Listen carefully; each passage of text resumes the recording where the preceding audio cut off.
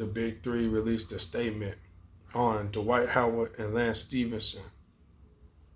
Dwight Howard and Lance Stephenson have been issued warnings for their scuffle during the Big 3 opener. No suspensions would be handed down, but they got a warning of sorts. So, man, I say, yeah, give them a warning, sure. But come on, don't do more than that. Not for what happened with them. Well, I kind of sort of I see. Because they did get a little carried away.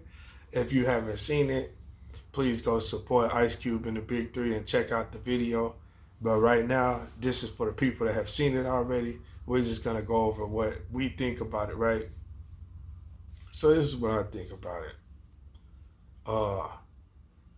For one, they're ramping up the intensity. Like they're getting it going out there. This is what you want to see, man. These are, I don't know who all remember Lance Stephenson and Dwight Howard, but I sure as fuck do. I remember Dwight Howard coming in rookie year out of high school into the NBA going crazy. That's what I remember. I remember Lance Stephenson coming out of Cincinnati. His Indiana days were something else.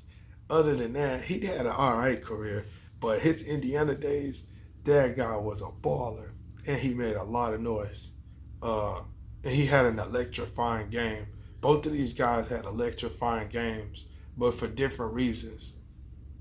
Lance Stephenson was more of like a street ball player. He had more of a showmanship to his game. Yeah.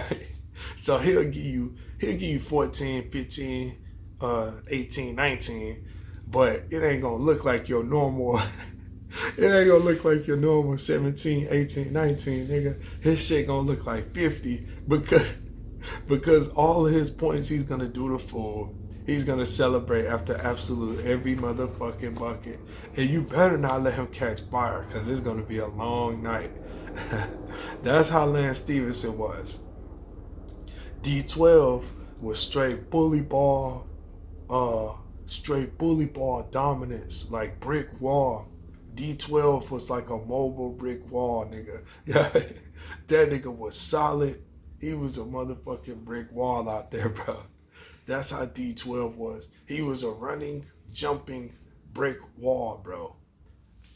Dominated 4-time Defensive Player of the Year in a row. Took his team to the finals. They only lost to Kobe, but he single-handedly led a Magic team. Well, it wasn't single-handedly, but it kind of was, because the way their team was set up was that Dwight was in the middle on offense and defense, and then on offense, you throw the ball in to Dwight, either he do something with it or he kick it back out to a three-point shooter. It's almost like how the Rockets used to play with Hakeem Olajuwon. Almost. I'm not trying to compare him to Hakeem. We all know that. But this is what I'm saying. As far as how the offense was run, they tried to do similar to what the Rockets used to do with Hakeem, and it worked for a little bit. They went to the finals, bro. They went to the finals. For those of y'all that don't remember, Dwight Howard was almost the reason LeBron had to go to Miami Heat and join the Miami Heat when he did that, because Dwight and them, they dominated Cleveland. For those of y'all that don't remember, the Magic dominated Cleveland in LeBron's last year with the Cavaliers at first, before he went to Miami. Yes, it was the Orlando Magic that dominated them. It was nothing LeBron could do. He was like, damn, I'm not going to the finals against this motherfucker, or against the Celtics, you know what I'm saying, or damn near the Pistons. It was so many teams that was in LeBron's way. And he was like, fuck it, I'm finna. And then Miami already won a championship. So it's like, god damn, Miami already had won a championship. D-Wade had already won his championship before LeBron got there. Anyway, that's not what this is about. That's not what this is about. So, Dwight Howard and Lance Stephenson get into a scuffle.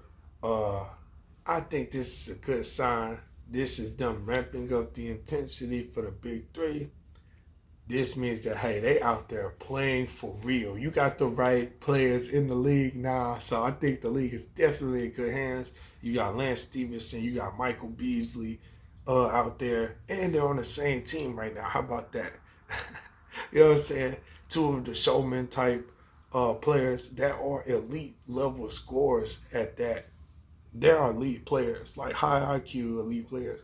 But see, D12 was almost like best in the league type shit. He was almost like MVP of the league type shit. It's just that he, the way he acted off the court didn't help him. I'll leave it at that. But yeah, they turned it up in that big three. Let's go.